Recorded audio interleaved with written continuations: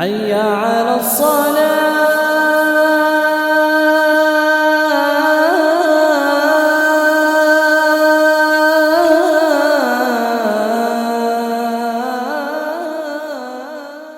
நம்ம ஜாமியா தாருல் இல்மிக்காக ஒவ்வொரு வீடியோவும் பார்க்கும் பொழுது 100 ரூபா போடுங்கன்னு சொல்கிறோம். 100 ரூபாங்கிறது உங்களுக்கு ஒரு பெரிய தொகையே கிடையாது. ஏன்னா 4 நண்பர்கள் சேர்ந்து நம்ம ஒரு டீ குடித்தா காஃபி குடித்தா 100 ரூபா ஆகிடும். அதனால் ஒவ்வொரு பயானை பார்க்கும்போது 100 ரூபா போடுங்க. உதாரணமாக என்னுடைய ஒரு பயானை 50,000 பேர் பார்க்குறாங்கன்னா அந்த 50,000 பேர் 100 ரூபா போட்டிங்கன்னா 50 லட்ச ரூபா வந்துடும். 2 தடவை போட்டால் 1 கோடி ரூபா ஆகிடும். அந்த ப்ராஜெக்ட் ரொம்ப ஈஸியாக முடிச்சிடலாம். அதனால் தயவு செஞ்சு அன்பான வேண்டுகோள் என்ன சொன்னால், என்னுடைய ஒவ்வொரு வீடியோவையும் பார்க்கும் பொழுது அதன் மூலமாக உங்களுக்கு எவ்வளோ பயனடைகிறீங்க, அந்த பயனுக்கு பிரதிபகாரமாக உங்கள்கிட்ட கேட்குறது எனக்காண்டி கேட்கல, அல்லாஹ் தீனுக்காண்டி கேட்குறேன்.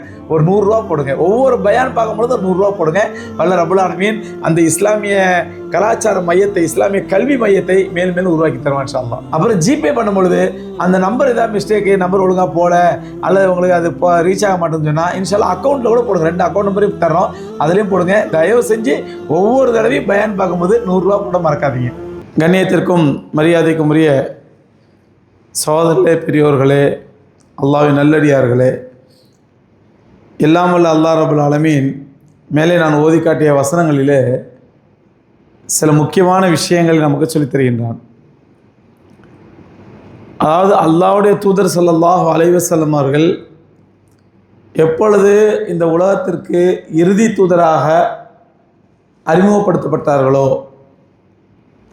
அவர்கள் தான் இந்த உலகத்தில் இறுதி தூதர், இதற்கு பிறகு இனிமேல் நபியே கிடையாது, இதுவரை உலகத்தில் வந்த நபிமார்களிலேயே இவர்கள் தான் ஹாத்தமுன் நபியின், நபிமார்களுக்கெல்லாம் ஒரு முத்திரை என்று அல்லாஹ் ரப்புல் ஆலமீன் நியமித்து முத்திரையாக வைத்து உலகத்திலே பெருமானாரை அறிமுகப்படுத்தினானோ அன்றிலிருந்தே உலகத்திலே ஒரு ஃபித்னாவும் ஒரு குழப்பமும் ஆரம்பமாகிவிட்டது. எந்த அளவுக்கு பெருமானார் ஸல்லல்லாஹு அலைஹி வஸல்லம் அவர்களை வைத்து அல்லாஹ் ரப்புல் ஆலமீன் உலகத்திலே அமைதிக்கும் சீர்திருத்தத்திற்கும் அல்லாஹ் வழிவகுத்தானோ, அந்த வழிவகுப்பதற்காக அவர்களை ஹாத்தமுன் நபியின், நபிமார்களுக்கெல்லாம் முத்திரை, இறுதி தூதர் என்று அல்லாஹ் ஆக்கினானோ, அதன் மூலமாக கோடானு கோடிக்கணக்கான மக்களுக்கு அல்லாஹ் ஹிதாயத்தை கொடுப்பதற்கு அல்லாஹ் முடிவு செய்தானோ, இந்த உலகத்திற்கே தீனுடைய ஒளி கிடைப்பதற்கு அல்லாஹ் ரப்புல் ஆலமீன் அருள் புரிந்தானோ, ஆனால் இன்னொரு பக்கம் வழிகட்ட மக்களால் ஒரு பெரிய குழப்பமும் ஃபித்னாவும் ஆரம்பிக்கப்பட்டது. என்ன ஃபித்னா அப்படின்னா, நபியு ஆஹிர் ஜமான், கடைசி காலத்து நபி, இது யார் வரப்போகிறாங்க அப்படின்னு பார்க்கும் பொழுது, அப்பொழுது உலகத்திலே வேதம் கொடுக்கப்பட்டவர்களாக இருந்தவர்கள் யார் அப்படின்னா யூதர்கள், அஹ்லுல் கிதாப் அல்லாஹ் சொல்லுவாங்க குர்ஆனில், வேதம் கொடுக்கப்பட்டவர்கள். அதே மாதிரி கிறிஸ்தவர்கள், யூத நஸ்ரானிகள், இவர்கள் 2 தரப்பினரும் வேதம் கொடுக்கப்பட்டவர்கள். அல்லாஹ் ரப்புல் ஆலமீன் கண்ணியமாக குர்ஆனில் அவங்கள அஹ்லுல் கிதாப்னு சொல்ல, வேதக்காரர்கள், மற்றவங்க முஷ்ரிக்குங்களுங்குவான். மக்கால உள்ளவங்களும் மதீனால உள்ளவங்கள முஷ்ரிக்குங்கிறான் அல்லாஹ், காஃபிர்கள்னு சொல்லுவான். ஆனால் அந்த யூத கிறிஸ்தவர்கள் மட்டும் வேதக்காரர்கள் அப்படின்னு கண்ணியமாக சொல்லுவான் அல்லாஹ். அப்படி இருக்கும் பொழுது அந்த வேதக்காரர்கள் யூத கிறிஸ்தவர்களில் இங்கே ஒரு விஷயத்தை நம்ம சொல்லி ஆகணும். நாமெல்லாம் தொழிலில் சூரத்துல் ஃபாத்திஹா ஓதுறோம்.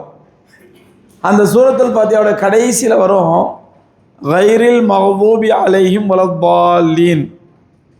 என்ன அர்த்தம்? யா அல்லாஹ் எங்களுக்கு நேரான வழியை காட்டு, அது உன்னுடைய கோபத்திற்குள்ளானவர்களுடைய பாதையும் அல்ல, வழிகட்டவர்களுடைய பாதையும் அல்ல. இஹ்தின ஸிராத்தல் முஸ்தகீம், எங்கள் நேரான பாதையை காட்டு. ஸிராத்தல் லதீன அன்அம்த அலைஹிம், யார் மீது அருள் புரிந்த அவர்களுடைய பாதை. கைரில் மக்தூபி அலைஹிம் வலத்தாலீன், உன்னுடைய கோபத்திற்குள்ளானவருடைய பாதையும் அல்ல, வழிகட்டவருடைய பாதையும் அல்ல அப்படின்னு அல்லாஹ் ரப்புல் ஆலமீன் சூரத்துல் ஃபாத்திஹாவில் சொல்கிறான். அப்படின்னா யார் அவங்க? கோபத்திற்குள்ளானவங்களாம் யார்? ஏன் அவங்கள அல்லாஹ் கோபத்திற்குள்ளான்னு சொன்னான்? வழிகட்டவர்லாம் யார்? ஏன் அவங்கள அல்லாஹ் வழிகட்டுன்னு சொன்னான்? அப்படிங்கும்போது அதற்கு அப்துல்லா இப்னு அப்பாஸ் ரலியல்லாஹு தஆலா அன்ஹு, ரைசுல் முஃபஸ்ஸிரின், குர்ஆன் விரிவுரைக்கெல்லாம் அவங்க தான் விரிவுரைலாம் அவங்க தலைவர். அவங்க அழகான தஃப்சீர் எழுதும்போது சொல்கிறாங்க, அல்லாஹ் ரப்புல் ஆலமீன் மக்தூப் அலைஹிம் என்று சொல்வது யூதர்களை, லால் என்று சொல்வது நசாராக்களை. அல்லாஹ்வுடைய கோபத்திற்குள்ளான யாரு? யூதர்கள். வழிகட்டவர்கள் யாரு? நசாராக்கள். என்ன காரணம்னு சொல்கிறாங்க அப்துல்லா இப்னு அப்பாஸ் ரலியல்லாஹு தஆலா அன்ஹு.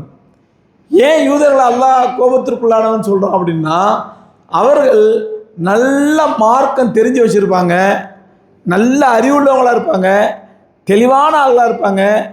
ஆனால் அந்த மார்க்கத்தையும் அந்த அறிவையும் தங்களுடைய ஆக்கத்திற்கு பயன்படுத்துவதற்கு பதிலாக மற்றவர்களை அழிப்பதற்கு பயன்படுத்துவார்கள்.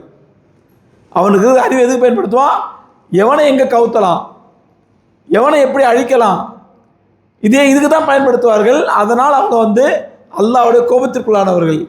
அறிவு நிறைய இருக்கும், நல்ல சிந்தனை இருக்கும், தெளிவான எண்ணம் இருக்கும், நல்ல புத்தி இருக்கும், நல்ல கல்வி இருக்கும், எல்லாம் இருக்கும். ஆனால் அந்த அறிவை வைத்து அவர்கள் நேர்வழி பெற மாட்டார்கள், அல்லாஹ் நெருக்கத்தை பெற மாட்டார்கள்.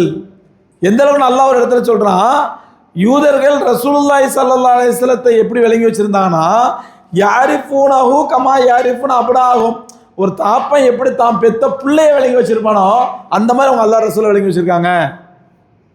ஒரு தகப்பன் தன் பிள்ளையை எப்படி விளங்கி வச்சுருப்பானோ அந்த மாதிரி யூதர்கள் அல்லாஹ் ரசூலை விளங்கி வச்சுருக்காங்கன்றான்.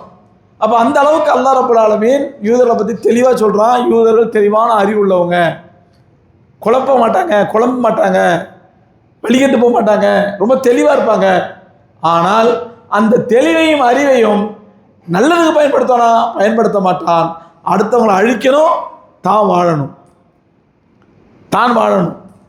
வாழணும் மட்டுமல்ல, தான் தான் இந்த உலகத்தில் வாழ வேண்டும், தான் தான் இந்த உலகத்தை ஆள வேண்டும். வாழ்வதும் நானாகத்தான் இருக்க வேண்டும், ஆள்வதும் நானாகத்தான் இருக்க வேண்டும். இதுதான் யூதருடைய பாலிசி. அதனால தான் அல்லாஹ் கோபத்துக்குள்ளானான். கிறிஸ்தவர்கள் ஏன் அல்லாஹ் ரப்பல் ஆலமீன் அவளை வழிகட்டவன் சொல்கிறான்னு சொன்னால், அவனுக்கு மார்க்க அறிவே இருக்காது. கிறிஸ்தவர்களை பொறுத்தவரையிலும் மார்க்க விஷயத்தில் அறிவு கிடையாது. லூசுத்தனமாக பைத்தியகாரத்தனமாக எதை நினைக்கிறான் அதெல்லாம் மார்க்க நினச்சிக்கிட்டு இருப்பான். உதாரணமாக அவங்க இருக்கக்கூடிய பெரிய தியாகம், நசாராக்கள் இருக்கக்கூடிய பெரிய தியாகம் என்ன அப்படின்னா துறவரம். நீ பாருங்கள், சமுதாயத்தை சேவை செய்யணுங்கிறதுக்காண்டி தன்னுடைய இச்சையெல்லாம் கட்டுப்படுத்திப்பான், துறவி ஆகிடுவான், ஃபாதர் ஆகிடுவான், ப்ரீஸ்ட் ஆகிடுவான். பார்க்குறமா இல்லையா? எதுக்காண்டி? சமுதாயத்தை சேவை செய்யணும், வாழ்க்கையை அர்ப்பணிக்கணும். ஆனால் அந்த துறவரத்தை அல்லாஹ் சொல்கிறான், ஒரு ரஹபானியத்தை நிபுத்ததாவா மா கத்தவனா அலையும். அவர்கள் துறவரத்தை தேர்ந்தெடுத்து கொண்டார்கள், ஆனால் அந்த துறவரத்தை நாம் விதிக்கவில்லை, அவனா உருவாக்கிக்கிட்டான். அவன் மனம் போட போகல. நான் சொல்லலை அவனுக்கு துறவி ஆயிடுங்கடா, கல்யாணம் முடிக்காதீங்க, ஃபாதர் ஆகிடு, ப்ரீஸ்ட் ஆகிடு, மதர் ஆகிடு, கன்னியாஸ்திரி ஆகிடு அப்படின்னு நான் சொல்லலை. அவர்களாக உருவாக்கி கொண்டார்கள். நான் சொல்ல அர்த்தம் அல்லாவும் சொல்லவில்லை, அல்லாஹ்வுடைய தூதராக வந்த ஈசா அலைஹிஸ்ஸலாமும் சொல்லலை. இன்றைக்கும் பார்த்தீங்கன்னா பைபிளில் எங்கேயுமே துறவி ஆகிடுங்க, நீ துறவரம் மேற்கொள்ளுங்க, நீ கன்னியாஸ்திரி ஆகிடுங்க, எங்கேயுமே இல்லை பைபிளில். அதான் அல்லாஹ் சொல்கிறான், ரஹபானியத்தை நிபுத்ததாவா மா கத்தமனா அலையும். அவர்கள் தேர்ந்தெடுத்து கொண்ட, அவர்களாக ஏற்படுத்தி கொண்ட அந்த துறவரம் இருக்கிறதே நாம் விதிக்கவில்லை. அப்போது அவன் முட்டாப்பைய, அவனுக்கு மார்க்கம் தெரியாது, எதையோ கண்டதே காட்சி கொண்டதே கொண்டு செஞ்சுட்டு இருப்பான். சொல்லணும் தெளிவாக சொல்கிறாந்தா பெருமானா ஸல்லல்லாஹு சொல்கிறாங்க, நம்முடைய உம்மத்திலும் ரசூலுல்லாஹ்வுடைய உம்மத்திலும் யூதர்களை மாதிரி சில பேர் இருப்பான், நசாரா மாதிரி சில பேர் இருப்பான். மஹ்தூப் அலைஹிம், யூதர்கள் அதோட கோபத்துக்குள்ளானவங்க. என் காரணம் என்ன அப்படின்னா, அவனுக்கு நல்ல மார்க்க தெளிவு இருக்கும், மார்க்க ஞானம் இருக்கும், ஆனால் ஒழுங்காக அமல் செய்ய மாட்டான். நீ நம்மள சில பேர் பார்க்குறோம்ல, நல்ல வாய்க்கிலேயே குர்ஆன் ஹதீஸ் பேசுவான். அந்த ஹதீஸ் லைஃபு, இந்த ஹதீஸ் சஹீஹ், இந்த ஹதீஸில் இப்படி இருக்குது, அந்த ஹதீஸில் இப்படி இருக்குது, இத்தனை நம்பர் ஆயத்தில் இப்படி இருக்குது, இத்தனை நம்பர் விளக்கத்தில் இப்படி இருக்குது, இதெல்லாம் பேசுவான். காலையில் சுபுக்கு பள்ளிக்கு வர மாட்டான், சுபத்துலாம் அங்கே தூங்குவான். அப்போ நல்ல விளக்கம் இருக்கும், அறிவு இருக்கும், ஆனால் என்ன இல்லை, அமல் இல்லை. இன்னும் சில பேரை பார்த்தா நல்லா முட்டி முட்டி தொழுவான், வணங்குவான், எல்லாம் செய்வான், ஆனால் மார்க்க அறிவு இருக்காது. மார்க்க அறிவு இருக்காது. மார்க்க அறிவு இல்லாதனால இபாதத்துங்கிற பேரில் தப்பு தப்பாக எதையாவது செஞ்சுட்டு இருப்பான். இபாதத்துங்கிற பேரில் தப்பு தப்பாக எதையாவது செஞ்சுட்டு இருப்பான். தப்பு தவறுமா செய்வான், இபாதத்து நினச்சி செய்வான், ஆனால் இபாதத்தாக இருக்காது. ஏன்னா அவனுக்கு மார்க்க அறிவு இல்லை. இபாதத்து இபாதத்து அல்லாததுன்னு தெரியல. மார்க்கத்துக்கு முரணான காரியங்களை போகிறா மார்க்கங்களை போய் செஞ்சுட்டு இருப்பான். இப்படித்தான் சகோதரர்களே, யூதர்களையும் கிறிஸ்தவர்களையும் அல்லாஹ் உலகத்துக்கு அறிமுகப்படுத்துகிறான். இவன் பெரிய அறிவாளி யூதன். அல்லாஹ் சொன்னது என்னைக்கா மாறுமா? 1400 வருஷம் அல்லாஹ் சொன்னது என்னைக்கா மாறுமா? அது இன்று வரை மாறாமல் இருக்கின்றது. இன்னும் யூதர்களை பற்றி தெளிவாக அல்லாஹ் குர்ஆனில் சொல்கிறான். அதாவது குர்ஆனிலே பல சமுதாயத்தை பற்றி அல்லாஹ் சொல்கிறான். ஆது சமுதாயத்தை பற்றி சொல்கிறான், சமூது கூட்டத்தாரை பற்றி சொல்கிறான், ஃபிரௌனுடைய கூட்டத்தார் கிமுத்திகளை பற்றி அல்லாஹ் சொல்கிறான். இன்னும் நிறைய கோத்திரத்தாரை பற்றி அல்லாஹ் சொல்கிறான். ஆனால் யூதர்களை பற்றி சொன்ன மாதிரி மிக அதிகமான அளவுக்கு எந்த சமுதாயத்தை பற்றி அல்லாஹ் சொன்னதில்லை. குர்ஆனில் எங்கே வேணால் எடுத்து பாருங்களேன், ஒரு பேஜுக்கு ஒரு முறையாவது பனி இஸ்ராயலை பற்றி வந்துடும். பனி இஸ்ராயேல் பனி இஸ்ராயேல் பனி இஸ்ராயல் சொல்லுவான் அல்லாஹ். பனி இஸ்ராயல் யாருங்க? யூதர்கள். இவங்களை பற்றி அல்லாஹ் சொல்லிட்டே இருக்கான். என்ன காரணம்? அல்லாஹ்க்கு இந்த பனி இஸ்ராயல் இவ்வளோ கோபம்? ஏன் இவங்களை பற்றியே திரும்ப சொல்லிச்சுறான்? எந்த அளவு ஒரு இடத்துல சொல்கிறான், உலாயிக்கல்லதீன யல்அனுஹுமுல்லாஹ் வ யல்அனுஹுமுல்லாயினூன். இது எவ்வளோ ஒரு கேடுகெட்ட சமுதாயம் சொன்னால், இவர்களை அல்லாஹ் சபிக்கின்றான், உலகத்தில் சபிக்கக்கூடிய அத்தனை பேர் சபிக்கிறாங்க. இன்னொரு ஆயத்தில் சொல்கிறான், யல்அனுல்லாஹ் உலாயிக்க அலைஹிம் லஅனத்துல்லாஹ் வல் மலாயிகத்தி வன்னாஸி அஜ்மாயின். அல்லாஹ்வுடைய சாபம், மலக்குமாருடைய சாபம், உலகத்தில் அத்தனை மக்களுடைய சாபமும் இந்த யூதர்களை சாருங்கிறான் அல்லாஹ். அப்படின்னு கோவம் அல்லாஹ் யூதர்கள் மேலே. எத்தனையோ சமுதாயங்கள் காஃபிரா இருந்திருக்கான், முஷ்ரிக்கா இருந்திருக்கான், நபிமாரில் கொலை பண்ணியிருக்கானுங்க, நபிமாரில் வெட்டியிருக்கிறாங்க, நபிமாரில் பேச்சை மறுத்திருக்கிறாங்க, நபிமாரில் பொய்ப்பித்திருக்கிறாங்க. எத்தனையோ சமுதாயம். அதில் யூதரை பற்றி மட்டும் அல்லாஹ் ரப்பல் ஆலமீன் இவ்வளோ மோசமாக சொல்கிறான்னு சொன்னால், அருமைக்குரியவர்களே, இன்றைக்கு நம்ம பார்க்குறோம், இந்த ஒட்டுமொத்த உலகத்தினுடைய அமைதியை கெடுப்பது, ஒட்டுமொத்த உலகத்தின் அமைதியை சீரழிப்பது, ஒட்டுமொத்த மக்களுடைய நிம்மதியை கெடுப்பது யாருன்னு பார்த்தா யூதர்கள் தான். நமக்கு தெரியாது, ஏதோ இந்த போரை வச்சுக்கிட்டு இது ஏதோ இஸ்ரேலுக்கு ஈரானுக்குள்ளே போர், அமெரிக்காவுக்கு ஈரானுக்குள்ளே போர், அவன் நம்ம ஹார்மோஸ் நீர்நிலையை மூடிட்டான், அதனால் நம்ம கேஸ் பிரச்சனை வந்துச்சு, அதனால் அது சொல்கிறாரு பொறுத்துருது அப்படின்னு நினச்சிக்காதீங்க. இந்த கேஸ் பிரச்சனை, கீஸ் பிரச்சனை, பெட்ரோல் பிரச்சனை இதெல்லாம் ஒரு பிரச்சனையே அல்ல. ஒட்டுமொத்த உலகத்தினுடைய அமைதியையும் நிம்மதியும் சந்தோஷத்தையும் கெடுத்தது யூதர்கள். இன்னைக்கு உலகத்தில் எப்படி அவங்கள ஒரு குரூப் இருக்கிறாங்க இலுமினாட்டின்னு சொல்லி, யூதர்கள் ஒரு குரூப் இருக்கிறாங்க இலுமினாட்டி. இந்த இலுமினாட்டி எப்போ உருவானாங்க? 1876 உருவானாங்க. 1876 ஜெர்மனியில் உருவானாங்க. சுமார் 250 வருஷங்களுக்கு முன்னாடி, 250 வருஷங்களுக்கு முன்னாடி உருவாக்கப்பட்ட ஒரு அமைப்பு தான் இந்த இலுமினாட்டிங்கிற அமைப்பு. இவங்களுடைய இலுமினாட்டி யூதர்கள், யூதர்களுடைய ஒரு 19 ஃபேமிலி, சில பேர் 13 ஃபேமிலிங்குவாங்க, 13 19 ஃபேமிலி, சீக்ரெட் ஃபேமிலி. அவங்களுடைய கொள்கை என்ன அப்படின்னா, அன்றைக்கி ரசூலுல்லாஹி ஸல்லல்லாஹு அலைஹி காலத்தில் என்ன கொள்கை இருந்துச்சோ அதே கொள்கை தான் இன்றைக்கி. ஏன்னா இந்த உலகத்தில் நாம் தான் வாழ வேண்டும், நாம் தான் இந்த உலகத்தை ஆள வேண்டும். இதுதான் பாலிசி. நாம் தான் வாழ வேண்டும், நாம் தான் இந்த உலகத்தை ஆள வேண்டும். இதுதான் அவங்களுடைய கொள்கை. அருமைக்குரியவர்களே, அந்த கொள்கையின் அடிப்படையில் ரொம்ப விரிவாக பேசுகிற நேரம் இல்லை, சும்மா டைமில் நான் உங்களுக்கு ஷார்ட்டாக விளங்குற மாதிரி சொல்கிறேன். அந்த அடிப்படையில் தான் உலகத்தினுடைய ஒட்டுமொத்த ஆட்சியாளர்களையும் தங்களுடைய கட்டுப்பாட்டில் வச்சிருக்கிறாங்க. ஏன்னா அவருடைய பாலிசி என்னென்னா, யூதருடைய பாலிசி என்னென்னா, every human have some price. ஒவ்வொரு மனிதனுக்கும் ஒரு விலை உண்டு, ஒவ்வொரு மனுஷனுக்கும் ஒரு விலை. இப்போ உதாரணமாக இவரை பார்ப்பான், இவர் எப்படிப்பட்ட ஆளுப்பா, இவரோட வீக்னஸ் என்ன, இவர் பணத்தை அடிக்கலாமா, பணத்தை அடி, அவரை விலைக்கு வாங்கு. இல்லைங்க அவர் பணத்தெல்லாம் மசிய மாட்டாருங்க, அவர் பணத்தெல்லாம் ஆசைப்பட மாட்டார், அவர் நிறைய பணம் வச்சுருக்காரு, அப்படியா வேறு எதுக்கு மசிவார் பாரு, பதவிக்கு பசி வரா, பதவியை கொடு. இல்லைங்க அவருக்கு பண ஆசையும் கிடையாது, பதவி ஆசையும் கிடையாதுங்க, அவர் ரொம்ப சென்யூனான ஆளுங்க, அப்படியா அவனோட வீக்னஸ் என்னன்னு பாரு. ஒவ்வொரு மனிதன் ஒரு வீக்னஸ் இருக்குமா இல்லையா, ஒவ்வொரு மனுஷன் ஒரு பலகீனம் இருக்குமா இல்லையா, அவனோட வீக்னஸ் என்னன்னு பாரு.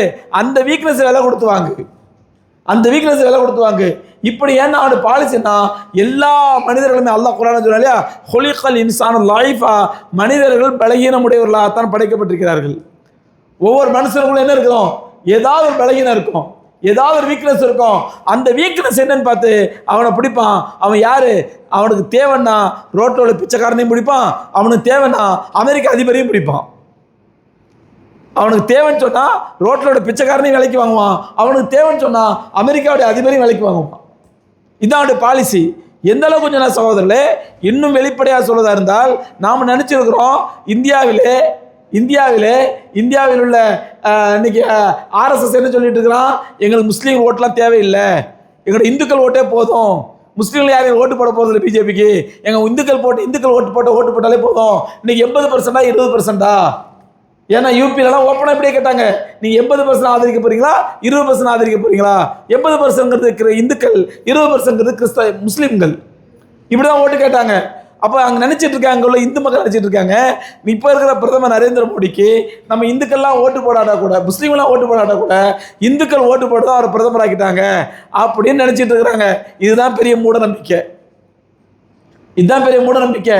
நம்ம நினைக்கிறோம் நம்ம நாடு ஜனநாயக நாடு, நம்மலாம் ஓட்டு போட்டு தான் நம்முடைய பிரதமர் தேர்ந்தெடுக்கிறோம்னு சொல்லி. இல்லை, எந்த ஜனநாயக நாடாக இருக்கட்டும், யாராக இருக்கட்டும், இந்தியாவுடைய பிரதமராக இருக்கட்டும், அல்லது பாகிஸ்தானுடைய பிரதமராக இருக்கட்டும், அல்லது அமெரிக்காவுடைய பிரதமராக இருக்கட்டும், இஸ்ரேலுடைய பிரதமராக இருக்கட்டும், அல்லது சவுதியுடைய மன்னனாக இருக்கட்டும், பஹ்ரைனுடைய மன்னனாக இருக்கட்டும், கத்தாருடைய ராஜாவாக இருக்கட்டும், யாராக இருந்தாலும் எந்த நாட்டுக்கு யார் அதிபராக வர வேண்டும் என்பதை தீர்மானிப்பது இந்த இலுமினாட்டிகள் தான்.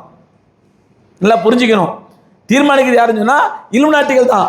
அவங்க தான் தீர்மானிக்கிறாங்க இந்த நாட்டுக்கு யார் அதிபராக வரணும்னு சொல்லி. நாளைக்கு நம்முடைய பிரதமர் நரேந்திர மோடி இலுமினாட்டி சொல்றதை கேட்க மாட்டேன், இலுமினாட்டி பேச கேட்க மாட்டேன்னா நரேந்திர மோடி ஓரமாத்திக்கு வச்சுட்டு ராகுல் காந்தியை கொண்டு வந்துருவாங்க. அவரு இலுமினாட்டியோட அடிமையா இருப்பாரு. கட்சி வேறையா இருக்கலாம், கட்சி வேறையா இருக்கலாம், யார் வேணா இருந்திருப்போம், எந்த கட்சியா இருந்திருப்போம், முஸ்லீமா கூட இருந்திருப்போம், அதை பத்தி கவலை இல்லை. ஆனா எங்களுக்கு நாங்க சொல்றதை கேட்டு நடக்கிற ஆளா இருக்கும். இதுதான் இலுமினாட்டியோட பாலிசி. அந்த அடிப்படையில் தான் பார்த்தா இன்னைக்கு எல்லா முஸ்லீம் நாடுகள்லையும், அது சவுதி அரேபியாவாக இருக்கட்டும், துபாயாக இருக்கட்டும், கத்தாராக இருக்கட்டும், யமனாக இருக்கட்டும், அல்லது ஜோர்டானாக இருக்கட்டும், லெபனானாக இருக்கட்டும், எல்லா முஸ்லீம் நாடுகளில் உள்ள ராஜாக்களையும் தங்களுடைய கண்ட்ரோலில் வச்சிருக்கிறார்கள் இலுமினாட்டிகள். இதெல்லாம் நம்ம கேட்ட ஆச்சரியமாக இருக்கும். என்ன சார் சொல்கிறீங்க? அப்படியா? நம்ம முஸ்லீம் ராஜா தானே இருக்கிறாரு, பேர் முஸ்லீமு, அவர் இலுமினாட்டிக்கு அடிமையாக இருக்கணும். அவர் இலுமினாட்டிக்கு அடிமையாக இல்லை என்றால் நாளைக்கு அவரை தூக்கிட்டு தன்னை இன்னும் அடிமையை கொண்டு உட்கார வச்சிருவான், இன்னொரு அடிமையை உட்கார வச்சிருவான். இப்போ சகோதரர்களே, போன மாதம் ஒரு செய்தி வந்து கேள்விப்பட்டிருப்பீங்க, எப்ஸ்டைன் ஃபைல் அப்படின்னு சொல்லி. எப்ஸ்டைன் ஃபைல் கேள்விப்பட்டீங்களா? கேள்விப்படணும். நமக்கு முன்னாடி டாக்டர் சொன்னாங்க, நம்முடைய வரலாறு தெரிஞ்சுக்கலன்னு சொன்னால் நம்மளை அழிக்கிறது ரொம்ப லேசு. நமக்கு எதிரான சூழ்ச்சிகளை தெரிஞ்சுக்கலாம். அதில் துமரதையெல்லாம் சொன்னாங்க, பல்லம் யாரிஃபில் ஜாஹிலியா ஃபக்கது ஆனாலா ஹதிமில் இஸ்லாம். யார் ஒருவன் ஜாஹிலியத்தை பற்றி தெரிந்து கொள்ளவில்லையோ, நல்லா கவனிங்க, இஸ்லாத்தை பற்றி அல்ல, ஜாஹிலியத்தை பற்றி தெரிந்து கொள்ளவில்லையோ. ஜாஹிலியத்துங்கிறது இஸ்லாத்தை தவிர மற்ற எல்லா கொள்கைக்கும் ஜாஹிலியான்னு சொல்லுவாங்க. இஸ்லாத்தை தவிர மற்ற எல்லா கொள்கையும், அது கிறிஸ்தவமாக இருக்கலாம், சைவமாக இருக்கலாம், வைணவமாக இருக்கலாம், இந்துயிசமாக இருக்கலாம், பாசிசமாக இருக்கலாம், அல்லது யூதயிசமாக இருக்கலாம், அல்லது ஜியோனிசமாக இருக்கலாம், கம்யூனிசமாக இருக்கலாம். உலகத்தில் எத்தனை கொள்கைகள் இருக்கிறதோ இஸ்லாத்தை தவிர அத்தனை கொள்கைகளுக்குமே அரபியில் ஜாஹிலியான்னு சொல்லுவாங்க. அவர் துமரதியெல்லாம் சொல்றாங்க, மல்லம் யாரிஃபனில் ஜாஹிலியா, யார் ஒருவன் ஜாஹிலியத்தை பற்றி தெரிந்து கொள்ளவில்லையோ, அந்த ஜாஹிலியத்தில் சூழ்ச்சி என்ன, அது என்னென்ன பண்ணும், இஸ்லாத்துக்கு எதிராக என்னென்ன பண்ணும், இதெல்லாம் ஒருத்தன் தெரிந்து கொள்ளவில்லை என்றால் ஃபக்கத் ஆனாலா ஹதிமில் இஸ்லாம், அவன் இஸ்லாத்தை அழிப்பதற்கு ஹெல்ப் பண்ணிடுவாங்க. அப்போ நாம முஸ்லீம்கள் சகோதரர்களே, நம்மளை இஸ்லாத்தை ஹயாத்தாக்குவதற்காக, ஈமானை ஹயாத்தாக்குவதற்காக, அல்லாஹ்வுடைய தீனில் உலகத்தை ஹயாத்தாக்குவதற்காக நாமெல்லாம் முயற்சி பண்ணுறோம், பாடுபடுறோம், ஆசைப்படுறோம்னு சொன்னால் நம்ம இஸ்லாத்தை தெரிஞ்சிருக்கிற அளவுக்கு எதையும் தெரிஞ்சிருக்கணும், ஜாஹிலியத்தையும் தெரிஞ்சிருக்கணும். அது எப்படிலாம் சூழ்ச்சி பண்ணி இஸ்லாத்துக்கு எதிரா அப்படி தெரிஞ்சிருக்கணும். நாம் நல்லவர்களாக இருந்தால் மட்டும் போதாது, வல்லவர்களாகவும் இருக்க வேண்டும். நம்ம இஸ்லாத்தை ஃபாலோ பண்ண நல்லவங்களா இருப்போம், அதில் மாற்று கருத்து கிடையாது. ஆனால் அதே நேரத்தில் எதிரி எந்த ரூபத்தில் வருவான் என்று தெரிந்து கொள்ளக்கூடிய அளவுக்கு வல்லவர்களாகவும் இருக்க வேண்டும். அப்படி நீங்கள் ஒட்டுமொத்த இஸ்லாத்தினுடைய, உலகத்தின் இஸ்லாத்தினுடைய மிகப்பெரிய எதிரி யார் பார்த்தீங்கன்னா யூதர்கள் தான். இப்போ நமக்கு ஒரு சந்தேகம் வரும், அது ஏன் அசரத்தம் இஸ்லாத்தை மட்டும் எதிர்க்கிறான், இலுமினாட்டிகள் ஏன் இஸ்லாத்தை மட்டும் அழிக்கணும்னு நினைக்கிறான், உலகத்தில் அவனுக்கு எதிராக எத்தனையோ மதங்கள் இருக்குது அப்படின்னா, எல்லா மதங்களும், இஸ்லாத்தில் உள்ள இந்து மதமாக இருக்கட்டும், கிறிஸ்தவ மதமாக இருக்கட்டும், ஜெயின மதமாக இருக்கட்டும், வைணவ மதமாக இருக்கட்டும், கம்யூனிசமாக இருக்கட்டும், உலகத்தில் அத்தனை மதங்களும் இலுமினாட்டி இடத்துல சரண்டர் ஆகிவிட்டன, அடிபணிந்து விட்டன. இன்று வரை அவனிடத்தில் சரண்டர் ஆகாமல் தலை நிமிர்ந்து இருக்கக்கூடிய ஒரே மார்க்கம் அல்லாஹ்வின் இஸ்லாம் மட்டும்தான். ஏன்னா அதுக்கு என்ன காரணம்? முஸ்லீம்கள் நம்ம காரணம் இல்லை, அது என்ன காரணம்? மற்ற கொள்கைகள் எல்லாம் மனிதர்களால் உருவாக்கப்பட்டவை, அவைகள் சரணடைந்து விட்டன. தீனுல் இஸ்லாம் மட்டும்தான் அல்லாஹ்வால் உருவாக்கப்பட்டது, அல்லாஹ்வால் இந்த உலகத்துக்கு வழங்கப்பட்டது. அதனால இலுமினாட்டி என்ன சூழ்ச்சி பண்ணாலும் சரி, அவனிடத்துல இந்த அல்லாஹ்வுடைய தீனுல் இஸ்லாம் சரண்டர் ஆகுதில்லை. அதனால அவனுக்கு ஒட்டுமொத்த கோபம் யார் மேலதான்?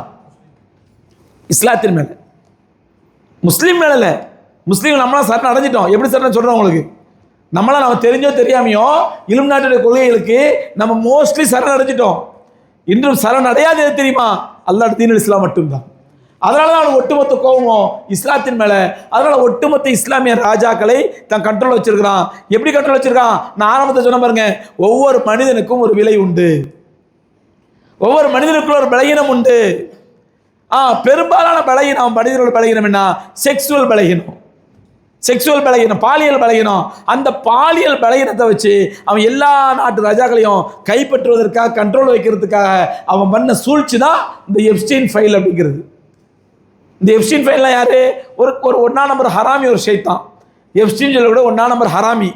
இந்த ஹராமி யார்? அவன் செத்து 7 வருஷம் ஆச்சு. இந்த ஹராமி செத்து 7 வருஷம் ஆச்சு. இந்த ஹராமி யார் அப்படின்னு சொன்னா, மனித ரூபத்தில் உள்ள மிகப்பெரிய கொடூரமான மிருகம். மனித ரூபத்தில் உள்ள மிகப்பெரிய கொடூரமான மிருகம். இந்த மிருகத்துடைய வேலை என்ன அப்படின்னு சொன்னா, சின்ன சின்ன குழந்தைகளை கடத்திட்டு போய் அவன் ஒரு தீவு வச்சிருக்கான். அந்த தீவில் தங்க வச்சுட்டு அந்த குழந்தைகளை பாலியல் வன்முறை செஞ்சு அந்த குழந்தைகளை பாலியல் துன்புறுத்தி என்ன பண்ணுவான்? இது எல்லாம் செய்வான், எல்லா ஹராமியும் செய்வான். பாலியல் துன்புறுத்துங்கிறது, கற்பழிப்புங்கிறது எல்லாம் செய்வான். ஆனால் அந்த எப்ஸ்டீங்கிற ஹராமி என்ன பண்ணுவான்னா, சின்ன குழந்தைகளை, ரோட்டில் விளையாடிட்டு இருக்க குழந்தை, ரோட்டில் போய் குழந்தை, ஸ்கூலுக்கு போகிற குழந்தை, ஸ்கூலுக்கு வர்ற குழந்தை, இந்த மாதிரி குழந்தைகளை கடத்தி கொண்டு போய் அந்த தீவில் கொண்டு வச்சிருவான். அந்த தீவில் வச்சு என்ன பண்ணுவான்? பாலியல் ரீதியாக அந்த குழந்தைகளை கற்பழிப்பான், சித்திரவதை பண்ணுவான், சின்னாமலப்படுத்துவான், சீரழிப்பான்.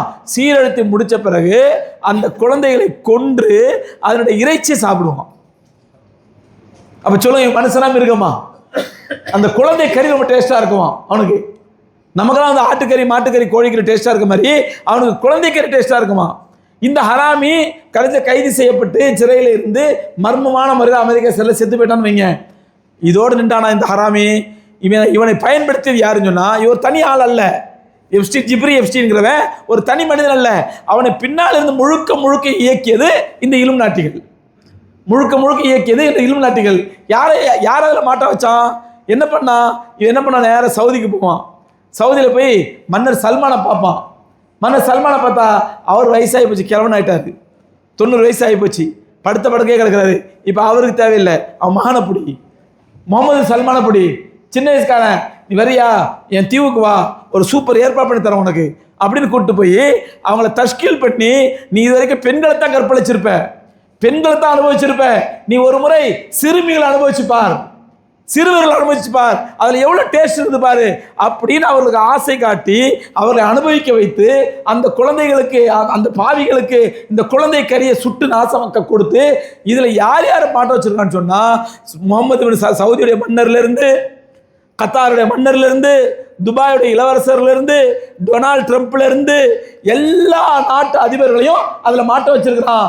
அதில் சொல்லப்படுது பரவலாக, அதில் நம்முடைய ஜியும் மாட்டியிருக்கிறாரு, நம்முடைய ஜியும் மாட்டியிருக்காரு சொல்லப்படுது. இல்லைண்டா 2 மாதத்துக்கு முன்னாடி வரைக்கும் ட்ரம்ப்பை ஏற்று நான் வரி கொடுக்க மாட்டேன், நான் ரஷ்யாட்ட என்ன வாங்க போகிறேன், நான் இப்படி பண்ண போகிறேன் முறுக்கிட்டு 2 மாதத்தில் பல்ட்டி அடிச்சு ஐயா சாமி அப்படின்னு சொல்கிறதெல்லாம் கேட்டுக்கிறேன் அப்படின்னு சொன்னால், நம்ம நாட்டுக்கு எங்கே போய் என்ன வாங்கணும், பெட்ரோல் வாங்கணும்னு ட்ரம்ப் நம்ம உத்தரவு போடுறான்.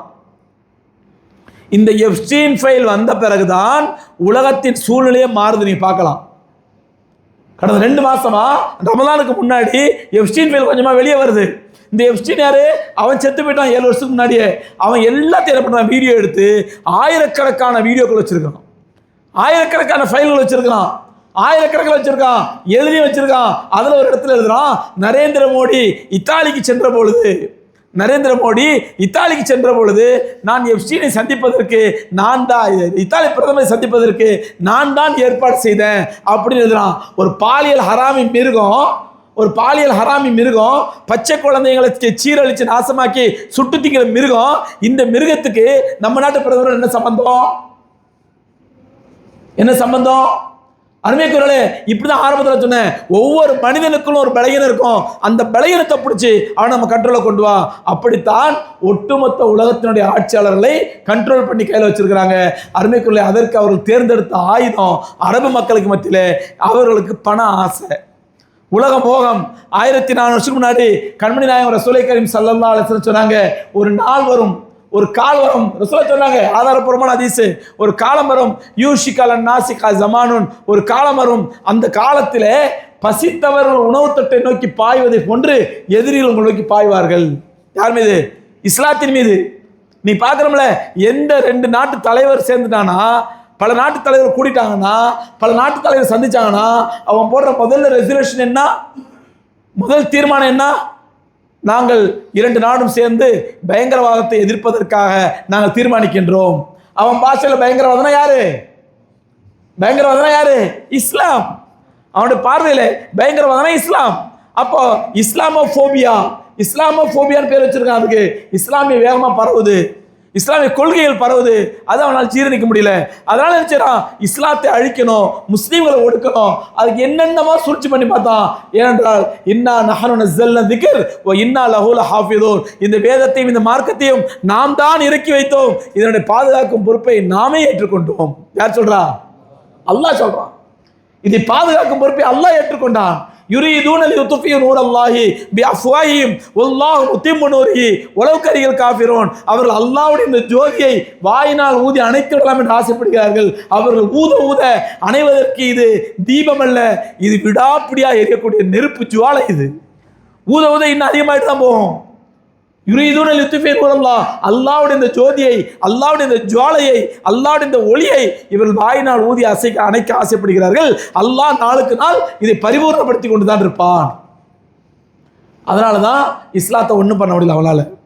இஸ்லாத்தை அழிப்பதற்கு என்ன பண்ணான்? அவன் நினைச்சு வச்சிருக்கிறான் இந்த ஆயத்தில் அவனுக்கு புரியாது.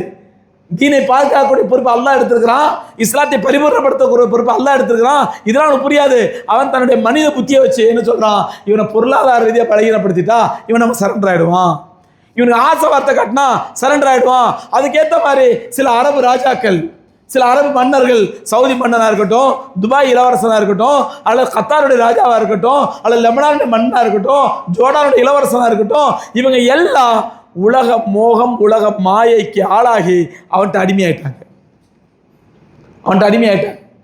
இன்னைக்கு நாம நினைக்கிற சகோதரர்களே, நாம நினைக்கிறோம் அமெரிக்கா தான் இஸ்ரேலுக்கு சப்போர்ட் பண்ணுதுன்னு சொல்லி. அப்படிதான் உலகத்தை காட்டிட்டு இருக்கிறான். அமெரிக்கா தான் இஸ்ரேலுக்கு சப்போர்ட் பண்ணுது, அமெரிக்கா சப்போர்ட் இல்லாட்டா இஸ்ரேல் நாசமா போயிடும், இஸ்ரேலுக்கு எந்த பவரும் கிடையாது, அது ஒரு குட்டி நாடு. உண்மையாக குட்டி நாடு தான் இஸ்ரேல். எவ்வளோ நான் பல தடவை அல்ஹம்துலில்லாஹ் கிட்டத்தட்ட வருஷத்துக்கு 2 தடவை போகிறேன். பலஸ்தீனுக்கு போகிறேன், இஸ்ரேலுக்கு போகிறேன், டெல்லவிக்கு போகிறேன். டெல்லவியில் போன 2 மாதத்துக்கு முன்னாடி, போன வருஷம் ஈரான் குண்டு போட்டப்ப அந்த குண்டு ஒன்று இறந்தவங்களா பார்த்தேன். பல இடங்களுக்கு போகிறேன், யூதரோட பழகிறேன், யூதரோட பேசுகிறேன், அங்குள்ள முஸ்லீம்களோட பழகிறேன். அல்ஹம்துலில்லாஹ் அங்கே உள்ள ஒவ்வொரு வருஷத்துக்கு நான் போகும்போதும் அங்குள்ள சூழ்நிலை பூரா பார்க்குறேன். அருமைக்குரியவர்களே, இப்படியெல்லாம் நாம் பார்த்த வகையில் அங்கே தெரிஞ்சுக்கிட்ட பெரிய முக்கியமான விஷயம் என்ன அப்படின்னு சொன்னால், இந்த யூதர்களை பொறுத்த வரைக்கும் இவங்களுக்கு ஒரே கொள்கை, இந்த உலகத்தை ஆள வேண்டியதும் நாம் தான், வாழ வேண்டியதும் நாம் தான். ஏன் இந்த புத்தி வந்துச்சு? இதையும் அல்லாஹ் 1400 வருஷம் குர்ஆன்ல சொல்கிறான். 1400 வருஷம் முன்னாடி குர்ஆன்ல அல்லாஹ் சொல்கிறான். அல்லாஹ் வசனத்தை பாருங்க, சூரத்துல் பக்ரால வருது. யுரீதுன وَلَتَجِدَنَّهُمْ أَحْرَصَ النَّاسِ عَلَى حَيَاةٍ مِنَ الَّذِينَ كَفَرُوا يُرِيدُونَ أَحَدُهُمْ أَن يُعَمَّرَ أَلْفَ سَنَةٍ. யூதர்களை பற்றி அல்லாஹ் சொல்லக்கூடிய ஒரு குணம், இவனோட கூறம் எப்படிப்பட்டதுன்னு சொன்னா, وَلَتَجِدَنَّهُمْ أَحْرَصَ النَّاسِ عَلَى حَيَاةٍ, உலக வாழ்க்கையின் மீது கடுமையான பேராசை பிடித்தவர்களாக இவர்களை நீங்கள் பார்ப்பீர்கள். உலக வாழ்க்கை மேலே பேராசை இல்லாத யாரும் இல்லைங்க. நமக்கு ஆசை இல்லையா? எல்லாத்துக்கும் ஆசை இருக்குது, உலக வாழ்க்கையின் மேலே ஆசை இருக்குது. இப்போ உதாரணம் ஒரு 85 வயசு பெரியவர், அவர்கிட்ட மலக்குல் மௌத் என்ன பாய் கிளம்பலாமா அப்படின்னா, ஐயோ கொஞ்சம் பொறுத்தா 2 நாள் முடிச்சுட்டு வராங்க கிளம்ப வர மலக்குல் மௌத்தோட. இப்போ என்கிட்ட கேட்குறாரு, நீ 1 மணி நேரம் பயன் பண்ணியப்பா, வரியா கூட வரியாங்கடா, ஐயோ கொஞ்சம் பொறுத்தா வீடு வரைக்கும் போய் கொஞ்சம் கணக்காக எழுதிட்டு வரணும் நான் சொல்லுவேன். யாருதான் ஆசை இல்லை? எல்லாத்துக்கும் உலக வாழ்க்கை மேலே ஆசை இருக்குது. ஆனால் அதில் மோசமான பேராசை கொண்டவர்கள் யாருன்னா அந்த யூதர்கள். இவங்களை பற்றி அல்லாஹ் சொல்கிறான், எவது அஹதுக்கும் உல தஜிதனம் அஹரசனாசி அலா ஹயாத்தின், இவருடைய உலக வாழ்க்கை மீது கடுமையான பேராசை கொண்டவர்களாக நபியை இவர்களைத்தான் நீங்கள் பார்ப்பீர்கள். உலகத்திலே பேராசை பிடிச்சவன். எந்த அளவுக்கு பேராசை பிடிச்சவனா, எவது ஆதும் அம்மரு அல்ஃபு சனத்தின், அவர்களில் ஒவ்வொருவரும் 1000 ஆண்டுகள் இந்த உலகத்தில் வாழ வேண்டும் என்று ஆசைப்படுகிறார்கள். எத்தனை வருஷங்க? இப்போ நம்மளை யாராவது பிறந்த நாளைக்கு வாழ்த்துவாங்க, என்ன சொல்லி வாழ்த்துவாங்க? என்ன சொல்லுவாங்க? 100 ஆண்டு வாழ்கன்னு சொல்லுவாங்க. அப்படி தானே? தனக்கு பிடிச்ச அரசியல் தலைவரையோ யாரையும் வாழ்த்தா என்ன சொல்லுவாங்க? 100 ஆண்டு வாழ்க, 200 ஆண்டு வாழ்கன்னு சொல்லுவாங்களா? ஏன்? அது நடக்காது, நமக்கே தெரியும். நடக்காது, சாத்தியம் இல்லை, நமக்கே தெரியும்.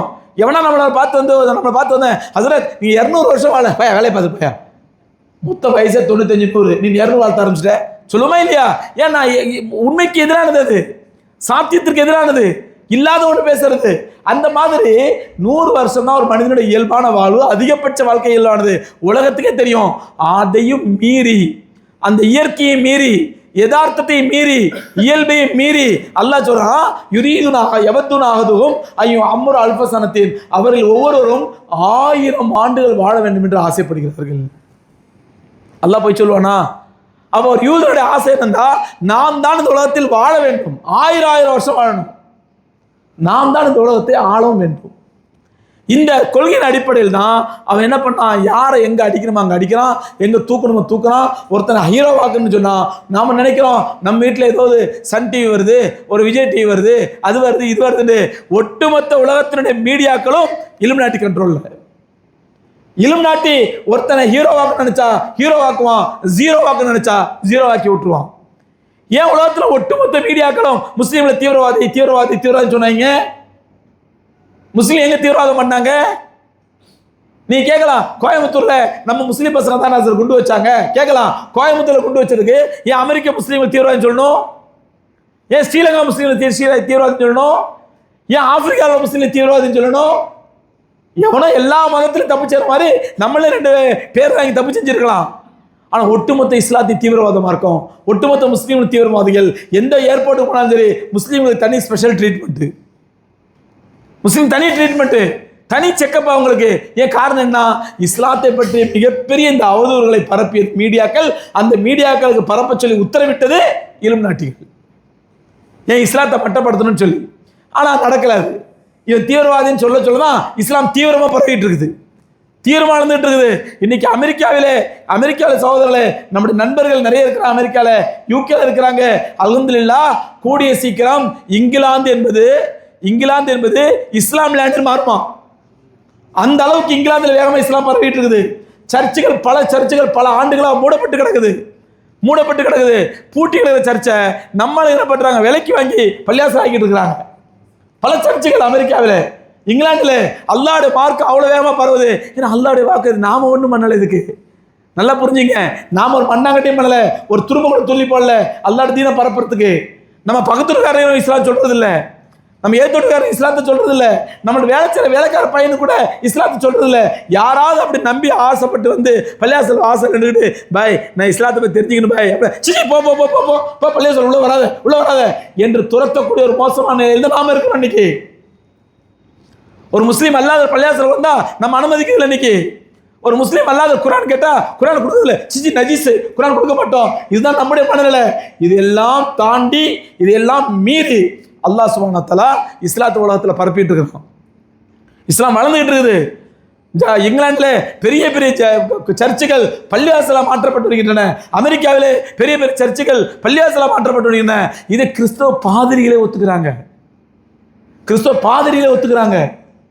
தமிழ்நாட்டில் ஒரு பிரபலமான பாதிரி ஒருத்தர் பேசுறாரு, நான் யூகேக்கு போயிருந்தேன், நான் 10 வருஷத்துக்கு முன்னாடி போய் ஒரு சர்ச்சில் ஜெபம் பண்ணேன், என்னை இங்கேருந்து கூப்பிட்டுருந்தாங்க. 10 வருஷம் முன்னாடி அந்த கோயிலில் போய் ஜெபம் பண்ணிட்டு வந்தேன், நானும் ஜெபத்தை தலைமை தாங்கி நடத்தினேன். அவர் சொல்றாரு, எங்க பேட்டி விட்டுறாரு, நான் 10 வருஷம் முன்னாடி அந்த சர்ச்சில் போய் நான் தலைமை தாங்கினேன், இப்போ 10 வருஷம் இப்போ போறேன், நான் அந்த சர்ச்சுக்கு போகணும்பா அப்படிங்கிறேன். கூப்பிட்டு போனாங்க, பார்த்தா அது மசூதியா மாதிரி நிற்குது. எந்த சர்ச்சில் நான் வழிபாடு நடத்தினோ அந்த சர்ச்சு மசூதியா மாதிரி நிற்குது. ஏன் பார்த்தா அங்க இருக்க கிறிஸ்தவர்கள் மத்தியில நம்பிக்கை குறைஞ்சிக்கிட்டே வருது, சர்ச்சுக்கு போறதில்ல, இவங்க கூவி அழைச்சாலும் போக தயாரா இல்லை, அதனால பள்ளிய சர்ச்சை மூடிடுறாங்க. பிற்காலத்தில் இஸ்லாம் வளர்ந்த பிறகு முஸ்லீம்களை விலைக்கு வாங்கி பள்ளியாசலம் மாத்திடுறாங்க. தன்னுடைய கொள்கையை வளர்க்க வேண்டும், தான் வாழ வேண்டும், தான் ஆள வேண்டும் என்று நினைக்கக்கூடிய இலுமினாட்டிகளுக்கு இஸ்லாத்திலே வளர்ச்சி பிடிக்குமா? இப்படி எல்லா முஸ்லீம் நாடுகளையும் அடிமையாக்கி, ஒரு விதத்தில் ஏதோ ஒரு விதத்தில் ஒவ்வொருத்தையும் அடிமையாக்கி தன் கண்ட்ரோலில் வந்த பிறகு அவனுக்கு அடிமையாகாமல் இன்று வரை ஸ்ட்ராங்காக நிற்கக்கூடிய ஒரே நாடு ஈரான் மட்டும்தான். காரணம் என்ன? ஈரானுடைய கொள்கைக்கு நமக்கு 1000 வித்தியாசங்கள் இருக்கும். ஷியாக்களுடைய கொள்கை வழிகட்ட கொள்கை, மோசமான கொள்கை, அதில் மாற்றுக்கிறது கிடையாது. ஆனால் அதே நேரத்தில் அந்த ஷியாக்கள் கொள்கையில் வழிகட்டவர்களாக இருந்தாலும் ஈமான்ல உறுதியாக இருக்காம ஆலிம்களை ஆட்சியாளர்களை உருவாக்கணும். ஆலிம்கள் கையில் ஆட்சியை ஒப்படைச்சான், உலமாக்கள் கையில் ஆட்சியை ஒப்படைச்சான். 1979 ஈரானிய புரட்சி ஏற்பட்ட உடனேயே இஸ்லாமிக் ரிபப்ளிக் ஆஃப் ஈரான் பேர் வச்சான். எங்க நாடு ரிபப்ளிக் தான், ஆனால் இஸ்லாமிக் ரிபப்ளிக். அங்கே ஆயத்துல்லான்னு சொல்லுவாங்க. ஆயத்துல்லா நம்மூர்ல மௌலானான்னு சொல்ற மாதிரி, அங்கே எல்லாருக்கும் ஆயத்துல்லான்னு சொல்லுவாங்க. உலமாக்களுக்கு ஆயத்துல்லா இடத்துல அவர்கள் ஆட்சி ஒப்படைத்தார்கள். அவங்க பக்காவாக நடத்தினாங்க, திட்டமிட்டாங்க. எம்பெருமானா ஸல்லல்லாஹு அலைஹி வஸல்லம் அவர்கள் பாரசீகர்களை பற்றி சொல்லும்போது சொன்னாங்க, பாரசீகனா ஈரான்காரங்களை பற்றி சொன்னாங்க, லவ் காணத்தில் இல்மு இந்த சுரையா இல்லை நாளோகம் சுரையா என்ற நட்சத்திரத்திலே இல்மு இருந்தாலும் அங்கேயும் போய் எடுத்துட்டு வந்துருவாங்க. அப்படிப்பட்ட ஈரான்காரங்க ரசூலுல்லாஹ் சொன்னாங்க. அதுக்கேற்ற மாதிரி நல்ல கல்வியை வளர்த்தாங்க, நாலேஜை வளர்த்தாங்க.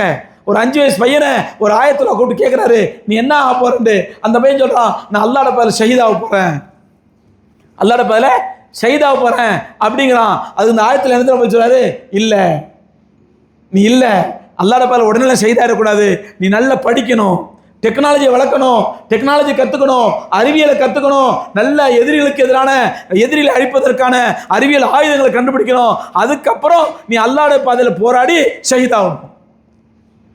ஒரு ஆயத்தில் சொல்லிக் கொடுக்குறாரு. இந்த மாதிரி ஆரம்பத்திலிருந்தே பக்கா பிளான் பண்ணி உலமாக்களுடைய ஆலோசனையோட, இல்முடைய ஆலோசனையோட, தீனுடைய ஆலோசனையோட அவர்கள் ஆட்சியை கட்டமைச்சதுனால இன்னைக்கு ஒரு ஆயத்துல்லா ஹுமேனி ஷஹீதாக்கப்பட்ட பிறகு கூட ஆயிரக்கணக்கான ஆயத்துல்லா உருவாயிருக்கிறாங்க.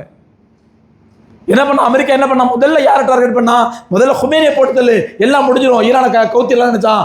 முதல்ல ஆரம்பித்த முதல் நாளே அவரை ஷஹீதாக்கிட்டான். ஆனால் என்னாச்சு, இன்னைக்கு அமெரிக்கா நடுங்கிறான், ட்ரம்ப் நடுக்கிறான், சொல்றான் 8 மணிக்கு சொல்றான், இன்று இரவு நான் ஈரானை ஒன்றுமில்லாமல் ஆக்க போகிறேன், இன்னைக்கு ராத்திரி நாஸ்தி முடிஞ்சு போச்சு, எல்லாம் முடிஞ்சு போச்சு, டெஸ்ட்ராய் ஈரான் அழிச்சு நாசமாக்கிடுவேன், ஒரு ஈரானிய கலாச்சாரத்தை அழிக்க போறேன், இன்னையோட முடிஞ்சிச்சு, நான் பொறுத்து பார்த்தேன், நீ கேட்க மாட்டேங்கிற, நீ ஹார்மோஸ் நீர்நிலையை அடைக்கிட்ட, இன்னையோட முடிச்சு அப்படின்னா உடனே ஈரான் அறிவிச்சாங்க, எங்க மக்கள் 1.5 கோடி மக்கள் தயாரா இருக்காங்க தீனுக்கான உயிரை கொடுக்கறதுக்கு தயாரா இருக்காங்கண்டான். ஈரான் சொன்னான். இங்கே அமெரிக்கா என்ன சொன்னா, நான் அழிக்க போறேன், நீ நைட்டோட க்ளோஸ் தான் சொல்லி 1 மணி நேரத்தில் அழிக்கிறான். ஒரு 15 நாளைக்கு போற நிறுத்திடுறேன், ஒரு 15 நாளைக்கு போற நிறுத்திடுறேன். ஈரான் சொல்றான், உனக்கு எனக்கு பேச்சுவார்த்தை கிடையாது, போரை ஆரம்பித்தது வேண்டாம் நீயா இருக்கலாம், முடிப்பது நானாகத்தான் இருப்பேன். சகோதரர்களே, 40 வருஷமாக ஒரு உண்மை கேட்டுங்க, 40 வருஷமாக ஈரான் மீது உலக நாடுகள் எல்லாம் தடை ஏற்படுத்திச்சு, அவன் ஸ்ட்ராங்கா நின்றான். ஆனா அதே ஈரான் 40 மணி நேரம் தடை ஏற்படுத்தினா மொத்த உலகம் ஆடி போயிடுச்சு.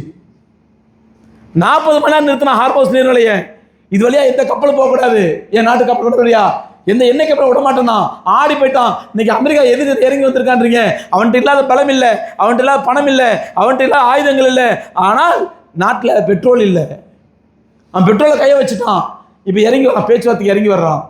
இதுலேயே பெரிய வேதனை தெரியுமா, நம்ம நாட்டு ஜி இருக்காரு, அப்பப்போ போய் பந்தா கட்டிட்டு வருவாரு, நான் விஸ்வகுரு, நான் மண்ணாங்கட்டி குருன்னு சொல்லி. இன்னைக்கு அமெரிக்காவுக்கு நான் ரொம்ப ஃப்ரெண்டு, ட்ரம்புக்கு ரொம்ப ஃப்ரெண்டு இருந்தாரு. இன்னைக்கு அவன் காலை தூக்கி முடிச்சுட்டு உலகமே ஒதுக்கி வைத்திருந்த பாகிஸ்தானை தலை தூக்கி வச்சுட்டான். அவன் உலகமே ஒதுக்கி வச்சுட்டான் பாகிஸ்தான். அவனை உலக அரங்கில் ஒதுக்கப்பட்டது கடந்த நாடு, எவனே சீட்ட மாட்டான். இன்னைக்கு அந்த பாகிஸ்தான் ஆஹா ராஜதந்திரம், அப்படியே இது அப்படியே பெரிய பாலிடிக்ஸ், பெரிய திறமையான நாடு அப்படின்னு பாகிஸ்தான் பேரு இன்னைக்கு உயர்ந்து நிற்குதுன்னா அதற்கு காரணம் நம்முடைய கேடுகட்ட பிரதமர் தான் காரணம், இவரோட திறமை இல்லாத நிலைமை தான் காரணம். இல்லைன்னு சொன்னா இந்த விஷயத்துல இந்தியா நினைச்சிருந்தா அழகா கேம் விளையாடி ஈரானையும் அமெரிக்காவையும் சம்மதிக்க வைத்து இன்னைக்கு பாகிஸ்தானுக்கு கிடைச்ச பேரை நம்ம நாட்டுக்கு வாங்கி தந்திருக்கலாம், நம்ம பாரத நாடு வாங்கி கொடுத்துருக்கலாம், இந்தியா தலை நிமிர்ந்து இருக்கலாம். இன்னைக்கு இந்தியா கேவலப்பட்டு கூனி குறுகி வைக்கிற பாகிஸ்தானை தலைமையில் நிற்க வச்சு இன்னைக்கு அவன் பேர் வாங்கிட்டு போறானா அதற்கு முழு முக்கிய காரணம் இந்த திறமையற்ற நிர்வாகம் தான். ஏன்னா இவங்களை பொறுத்த வரைக்கும், இந்த சங்கிகளை பொறுத்த வரைக்கும் அடிப்படை என்ன, இந்தியா வாழுதோ நாறுதோ அதை பத்தி எனக்கு கவலை இல்லை, எங்க இருந்தாலும் முஸ்லீமை எவன் அடிக்கிறானோ அவன் நண்பன், முஸ்லீமை எவன் அடிக்கிறானோ அவன் நண்பன். இந்தியாவுக்கு லாபமா அதை பத்தி எனக்கு கவலை இல்லை, இந்திய மக்களுக்கு லாபமா அதை பத்தி எனக்கு கவலை இல்லை, இந்திய மக்கள் நல்லா இருக்கணுமா அழிஞ்சு போடுமா அதை பத்தி எனக்கு கவலை இல்லை. முஸ்லீம் எதிரி நாடு, முஸ்லீம் எவன் எதிரியோ அவன் நண்பன். இல்லைன்னு சொன்னா இந்தியாவை இது நாள் வரைக்கும் பாரத தாய் பாரத தாய் பாரத தாய் சொல்லிட்டு இருந்தாங்க. மாறாமல் நினைச்சோம் சரி பாரத தாய் தான் கொடுத்தது, தகப்பன் யாரும் இல்லை, அது நல்ல கன்னி தாய், பரிசுத்தமான தாய் அப்படின்னு நினைச்சுக்கிட்டோம். இவன் என்ன பண்ணிட்டான், இஸ்ரேலை கொண்டு வந்து இதுக்கு கல்யாணம் முடிச்சு வச்சு இதுதான் மதர்லேண்டு அது ஃபாதர்லேண்டு அப்படின்ட்டான். இது மதர்லேண்டு அது என்னமா ஃபாதர்லேண்டு. ஏன்னா பாரத தாயை கேவலப்படுத்திட்டியா பாவி, பாரத தாயை கேவலப்படுத்திட்டியே, அவளுக்கு எவனையோ கொண்டு கல்யாணம் முடிச்சு வச்சிட்டியே. அருமைக்குரியவர்களே, இப்படி இந்த சங்கிகளுடைய கேடுகட்ட கொள்கையினாலும் மோசமான கொள்கையினாலும் முட்டாள்தனமான திறமை இல்லாத நிர்வாகத்தினாலும் இந்தியாவுடைய மதிப்பு நாளுக்கு நாள் குறைஞ்சிட்டு வருது. இதை இந்தியர்களாக நாம் கவலைப்பட வேண்டும். நமக்கு பொறுப்பு இருக்குது. எவனோ சேரம் இருக்கக்கூடாது. நாம் இந்தியர்கள், இந்திய மண்ணில் பிறந்தவர்கள். இந்தியா நம்ம தேசம், நம்ம நாடு. இந்தியாவோட ஒவ்வொரு வளர்ச்சியும் நமக்கு பங்குண்டு, இந்தியாவோட ஒவ்வொரு மகிழ்ச்சியும் நமக்கு பங்குண்டு. அப்படி இருக்கும் பொழுது நம்ம நாட்டு பெருமை உலக அரங்கிலே கேவலப்படுத்தப்படுது. ஒரு மோடி அடங்கும் பொழுது நம்ம வருத்தப்பட வேண்டாமா? கவலைப்பட வேண்டாமா? ஆகவே அருமைக்குரியவர்களே, இந்த விஷயங்கள் எல்லாம் புரிஞ்சுக்கிட்டு நாம் கடைசியாக ஒரு 5 நிமிஷம் இதில் நமக்கு கிடைக்கக்கூடிய படிப்பினை தான். ஒரு மூமின் அப்படி தானே பார்க்கணும். உலகத்தில் 1000 போர் நடக்குது, 1000 பிரச்சனை நடக்குது. நமக்கு கிடைக்கிற படிப்பினை என்னன்னு சொன்னதில் அருமைக்குரியவர்களே, இங்கே யூதர்கள், இலுமினாட்டி விஷமிகள் ஒவ்வொரு முஸ்லீமுடைய உள்ளத்திலும் விஷத்தை இறக்கிட்டாங்க. சில பேருக்கு அது இறங்காமல் இருக்கலாம், பல பேருக்கு இறங்கி இருக்கலாம். என்ன விஷயத்தை இறக்கிட்டான்? உலக மோகம், உலக ஆசை, பண ஆசை. இன்றைக்கி நம்ம எல்லா இடத்துலையும் நீக்கமாக நினைஞ்சிருக்குது. வாழ்க்கையின் நோக்கமே சம்பாதிக்கிறது தான். சம்பாத்தியம் இல்லாட்டா வாழ்க்கையே இல்லை, பணம் இல்லாட்டா வாழ்க்கையே இல்லை. வாழ்க்கை நோக்கமே சம்பாதிக்கிறது தான். தீனை விட என்னோட துனியா தான் எனக்கு முக்கியத்துவம். தொழுவ கூப்பிட்ட கடை பை கடையில் ஆள் இல்லை பை அப்படின்னா, அம்மா பாவம் கடையில் ஆள் இல்லை, விட்டுருங்க. அப்போ கடை தான் முக்கியம் இருக்குது, தொழுவு முக்கியம் இல்லை. நம்முடைய தீனுக்கு முன்னாடி துனியாவுடைய கடையோ, நம்முடைய தொழிலோ, நம்முடைய வியாபாரமோ, நம்முடைய ஆஃபீஸோ முன்னாடி இருந்துச்சுன்னா நம்மளே என்ன பண்ணுறோம்? கரெக்டு தான், அவர் வேலைக்கு போகல, போட்டு தொழில் வேண்டாது, வேலைக்கு போ. இந்த மனநிலை முஸ்லீம்கிட்ட வந்துருச்சு. இதை ஏற்படுத்தியவர்கள் யூதர்கள். இல்லை என்றால் கம்முனி நாயகம் ரசூலுல்லாஹி கரீம் ஸல்லல்லாஹு அலைஹி வஸல்லம் இந்த உலகத்தை எப்படி சொன்னாங்க? நீ உலகமும் உலகத்தில் சம்பாதிக்கக்கூடிய காசும் உலகத்தில் சம்பாதிக்கக்கூடிய பணமும் எதை போன்று ஜீஃபத்தின் செத்த பிணத்திற்கு சமம். நீ சம்பாதிக்கக்கூடிய பணம். ஆனால் இன்னைக்கு யூதருக்கு அது செத்த பிணம் அல்ல, அதுதான் அவன் வாழ்க்கையின் நோக்கமே. ஆகவே அருமைக்குரியவர்களே, நாம் நமக்குள்ளே அந்த செத்த பிணத்தின் ஆசை வந்து விடாமல் நாம் கவனமாக இருக்கணும். யூதருடைய குணம் வந்துடாமல் இருக்கணும். அல்லாஹ்வுடைய தீனுக்கு முக்கியத்துவம் கொடுக்கணும். எந்த விஷயமா இருந்தாலும் தீனுடைய வாழ்க்கைக்கு முக்கியத்துவம் கொடுக்கணும். இதுதான் நமக்கு கிடைக்கக்கூடிய படிப்பினை. வல்ல ரப்புல் ஆலமீன் விளங்கக்கூடிய தௌஃபீக் தந்தருள்வானாக. நம்முடைய உலக மக்கள் அனைவரிடத்திலும் அமைதியும் சாந்தி நிலவு தௌஃபீக் செய்வானாக. இந்த இலுமினாட்டியுடைய விஷத்தை விட்டும், இலுமினாட்டிய சூழ்ச்சியை விட்டும் அல்லாஹ் இந்த உலக மக்களை பாதுகாப்பானாக. நம்முடைய இந்தியாவிலும் நல்லிணக்கத்தோடு, மனமாச்சரியங்கள் இல்லாமல், மதமாச்சரியம் இல்லாமல் எல்லா மக்களும் சுபிச்சமாக, சந்தோஷமாக, அன்போடும் பண்போடும் பழகக்கூடிய பாக்கிய தந்தருள்வானாக. உலக அரங்கிலே நம்முடைய தாய் திருநாடு இந்தியா தலை நிமிர்ந்து நிற்கக்கூடிய தௌஃபீக் அல்லாஹ் தந்தருள்வானாக.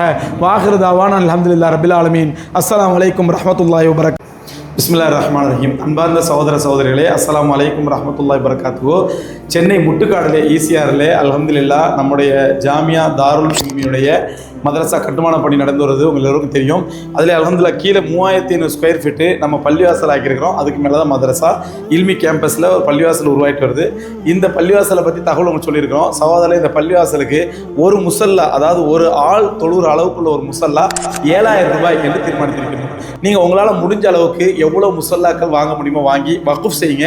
யார் பேரில்? உங்களுடைய இறந்த காலஞ்சென்ற உங்களுடைய பெற்றோர் பேர்லையோ, அல்லது உங்களுடைய கணவன் அல்லது மனைவி பேர்லையோ, அல்லது உங்களுடைய உறவினர் பேர்லையோ, அல்லது நம்முடைய உயிரினும் மேலான கண்மணி நாயகம் ரசூலுல்லாஹி கரீம் ஸல்லல்லாஹு அலைஹி வஸல்லம் அவர்கள் பேர்லையோ வாங்கி வக்ஃப் செய்யுங்க. கியாமத் நாள் வரைக்கும் உங்களுடைய அன்புக்குரியவரை யாருக்கு நீங்கள் வக்ஃப் செய்றீங்களோ அவங்களுக்கு நன்மை கிடைச்சிக்கிட்டே இருக்கும். ஏன்னா இந்த பள்ளிவாசல் சும்மா 5 வேளை தொழுதுட்டு பூட்டுற பள்ளிவாசல் இல்லை. இங்கேயே குர்ஆனை ஹிஃப்ஸ் செய்யக்கூடிய மாணவர்கள் தங்கியிருந்து அமல் செஞ்சுட்டு இருக்கிறாங்க. 24 மணி நேரம் குர்ஆன் ஓதிட்டு இருக்காங்க. இந்த நன்மை கியாமத் நாள் வரையும் உங்களுடைய அன்புக்குரியவர் கிடைச்சிக்கிட்டே இருக்கிறோம். ஒரு முசல்லாவின் விலை வெறும் 7000 ரூபாய் தான். சோதரி எவ்வளோ முசல்லாக்கள் முடியுமோ அவ்வளோ முசல்லாக்கள் வாங்கி வக்ஃப் செய்யுங்க. குறிப்பாக இந்த ரமதான் மாசத்துல அதிகமான முறையில் தான தர்மம் செய்யுங்க, சதகா செய்யுங்க. வல்ல ரப்புல் ஆலமீன் நம்ம எல்லோருக்கும் அருள் புரிய போதுமானவன். கீழ்கண்ட எண்ணுக்கு தொடர்பு கொள்ளுங்க. இன்ஷா அல்லாஹ் உங்களுடைய சதகாக்களை, தர்மங்களை கொடுங்க. அப்போ அடுத்த தலைமுறையை படித்த தலைமுறையாக உருவாக்கக்கூடிய இந்த கல்வி பணிக்கு உங்களுடைய ஜக்காத்தை கொடுங்க, அல்லது ஒரு முசல்லாவுடைய விலையை கொடுங்க. வல்ல ரப்புல் ஆலமீன் நம்ம எல்லோருக்கும் அருள் செய்வதற்கு போதுமானவன்.